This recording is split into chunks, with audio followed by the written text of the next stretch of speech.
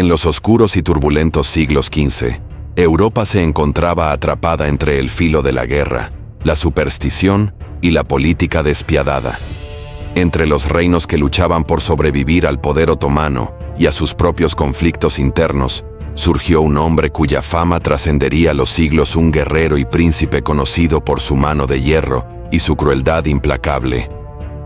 Vlad III, más tarde llamado Vlad Tepes, y conocido para la posteridad como Drácula.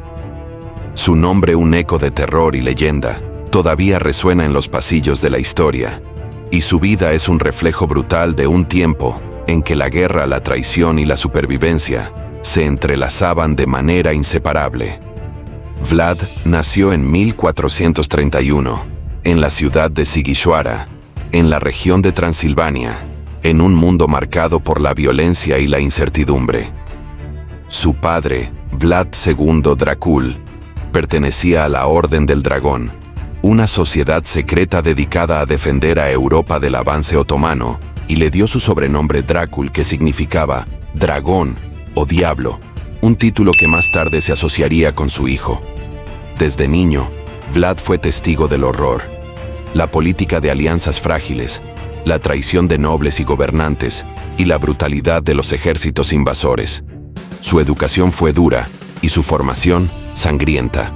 Como rehén de los otomanos, aprendió a sobrevivir en un entorno de miedo constante, donde la debilidad se pagaba con la muerte.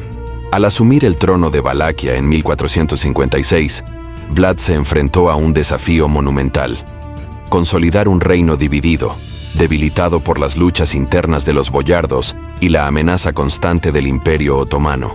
La política tradicional de concesiones y alianzas no funcionaba. El caos gobernaba la región. Fue entonces cuando Vlad adoptó métodos que horrorizaron a sus contemporáneos y que, con el tiempo, le dieron su fama legendaria. La crueldad se convirtió en su arma, no por sadismo, sino como herramienta de control, disuasión y supervivencia, en un mundo donde la traición era moneda corriente. Su método más famoso fue la empalación, un acto que se convertiría en símbolo de su reinado. En sus campañas militares, Vlad no solo derrotaba a sus enemigos, sino que los convertía en advertencias vivientes. Sus enemigos eran atravesados por estacas de madera, y los bosques de Valaquia se llenaban de columnas de cuerpos, un espectáculo diseñado para infundir terror en los invasores otomanos y en los nobles traidores. Las crónicas de la época relatan cómo caminaba entre los cuerpos, inspeccionando su obra, asegurándose de que cada acto cumpliera su propósito psicológico: demostrar que la traición y la cobardía no tenían lugar en su reino. Pero Vlad no era solo un tirano sanguinario, era un estratega brillante y un gobernante astuto. Bajo su dominio, Valaquia experimentó un periodo de estabilidad relativa, y su reputación intimidó a enemigos internos y externos. Los otomanos, acostumbrados a la expansión fácil, encontraron resistencia en un príncipe que usaba la violencia como forma de política y prevención. La leyenda del príncipe empalador se expandió rápidamente, y Vlad Tepes se convirtió en un nombre que evocaba miedo, incluso más allá de las fronteras de su reino. Su fama, sin embargo, también fue alimentada por historias exageradas y rumores de sus contemporáneos europeos.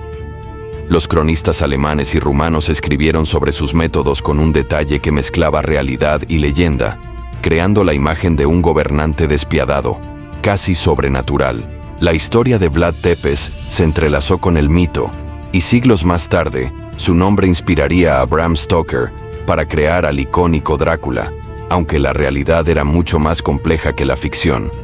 Vlad no bebía sangre ni caminaba de noche. Su monstruosidad residía en su capacidad para usar el miedo como arma y su determinación para mantener el poder a cualquier costo. Entre sus enemigos más notorios se encontraba Mehmed II, el sultán otomano conocido como el Conquistador. Vlad había sido rehén de los otomanos en su juventud, y más tarde, como gobernante, los enfrentó con una astucia que sorprendió incluso a un imperio experimentado en la guerra y la expansión. En la campaña de 1462, la resistencia de Vlad llegó a su apogeo. Atacó caravanas otomanas, utilizó emboscadas estratégicas y dejó tras de sí un rastro de terror que debilitó la moral del ejército enemigo. Sus tácticas, aunque brutales, eran efectivas y demostraban que la crueldad podía ser una herramienta de supervivencia en tiempos de guerra. La relación de Vlad con su propio pueblo también estaba marcada por dualidades. Mientras castigaba con extrema severidad a los nobles corruptos y a los traidores, protegía a los campesinos y a quienes eran leales a su gobierno. Su mano firme garantizaba seguridad y orden, pero también inspiraba temor. Los impuestos eran rigurosos, y cualquier desobediencia era castigada con una severidad que aseguraba que nadie olvidara la autoridad del príncipe. En muchos sentidos, Vlad Tepes fue un gobernante que entendió que el miedo, usado con inteligencia, podía consolidar un reino y mantener la cohesión social en tiempos de caos. La crueldad histórica de Vlad también se extiende a su enfoque sobre la justicia. Las leyes que implementó eran simples pero inflexibles. Los corruptos eran ejecutados, los traidores empalados y los invasores castigados sin piedad. Cada acto estaba calculado para mantener la disciplina y la obediencia, y su reputación se convirtió en un escudo invisible que protegía a Valaquia de amenazas externas. Su reinado, aunque sangriento, consolidó la identidad del principado y creó un legado de respeto y terror que sobreviviría durante siglos. Sin embargo, la historia de Vlad Tepes no está completa sin considerar su caída y muerte. En 1476, en un momento de traición interna y conflicto externo, Vlad fue derrotado y asesinado por sus enemigos, dejando atrás un legado marcado por la violencia y la leyenda.